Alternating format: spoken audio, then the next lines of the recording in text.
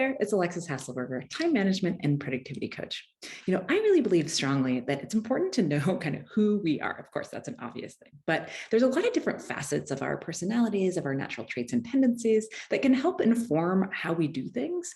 And when we know that about ourselves, then we can use that knowledge for good to help us be more productive, to help us be happier, to help us make decisions that work well for us. And one of these kind of dichotomies of personality is this concept of a maximizer versus a satisficer.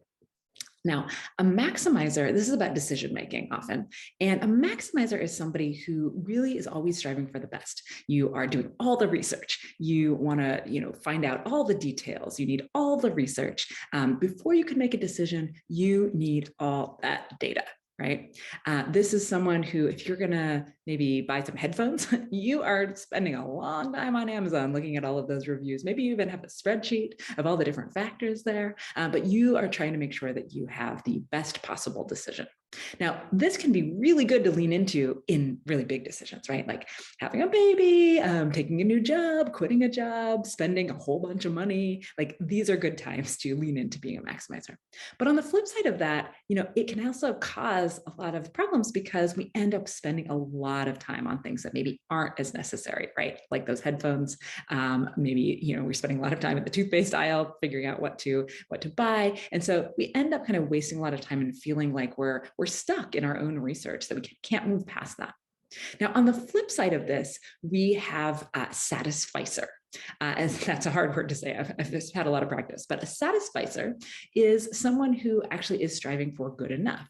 So this is someone who, they may have a high threshold, they may have a high set of criteria, a high bar, but as soon as they find something that meets that bar, they're going to act on it. So, let's say you're buying a car. If you're a maximizer, you are doing so much research. You've got spreadsheets, you've got like alerts going on. Even when you found something that's really good, you're not quite sure. And so you're waiting for something better. If you are a satisficer, you might be saying like, I want a Honda. I want it to be blue. I want it to be later than, 2017. I want it to be less than $10,000, whatever those criteria are. As soon as you find something that meets those criteria, you're going to act and you're not going to move past that. You're not going to try to find something better. You're just going to kind of find it and go. Now, being a satisficer, having those inner satisficer leanings, we're not wasting as much time, right? But sometimes we're making our larger decisions a little more rashly. But on the whole, people who tend towards satisficing, they tend to spend a lot less time on the smaller decisions. Why are we talking about this? So if you are someone who struggles with perfectionism, you might be on the maximizer side. That's usually what I see. And, again, this is really important for those big decisions, but there's a lot more little decisions in life than there are big decisions in life. And so you might, in fact, try to cultivate that inner satisficer for some of those smaller decisions. And so what I would suggest is that you start to define criteria. So instead of just looking for the impossible best, like whatever that is, because there's always something better, right?